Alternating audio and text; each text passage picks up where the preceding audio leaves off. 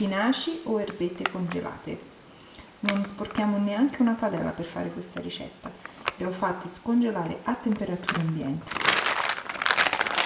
E adesso vado a strizzare i cubetti che si sono scongelati e le strizzo semplicemente così.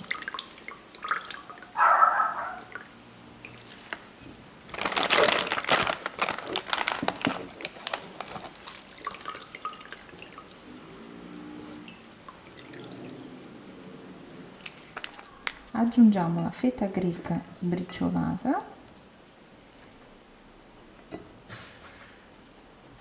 e mescoliamo bene con le mani. Aggiungiamo anche un pizzico di sale, ma poco perché la feta è molto salata, un goccio d'olio, un rotolo di scoglio rettangolare,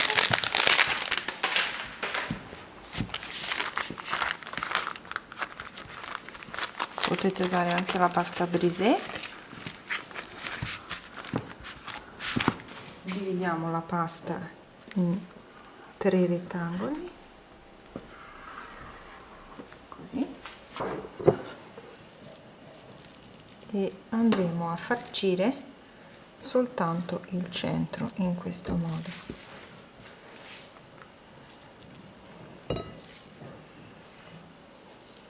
Più facile impossibile ed è stra buona. Ogni volta che faccio questa ricetta mi chiedono tutti, e il segreto sapete qual è? La feta greca. È proprio a prova di bambini, perché come avete visto non bisogna cuocere niente prima.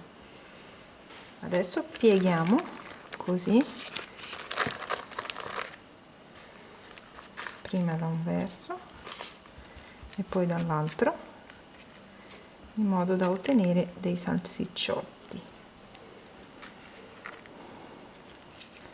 Potete anche fare semplicemente così e poi pizzicare. Ecco qua. Insomma, l'importante è chiudere. Come chiudete, chiudete.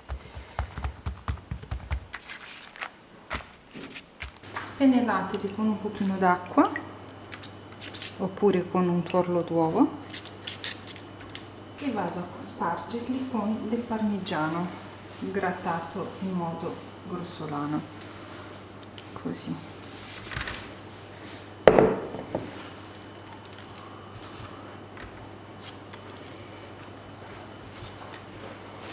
Se invece non volete usare il parmigiano, usate i semi di sesamo.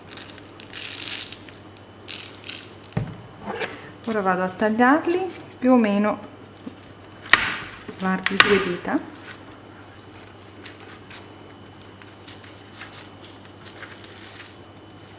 separateli così,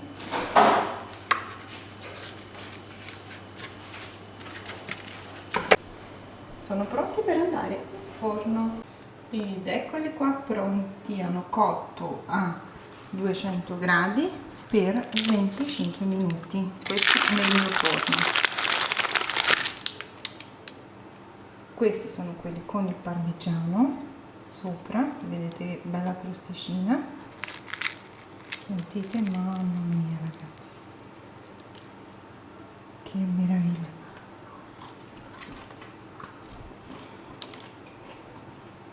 E questi invece sono quelli al sesamo, troppo buoni.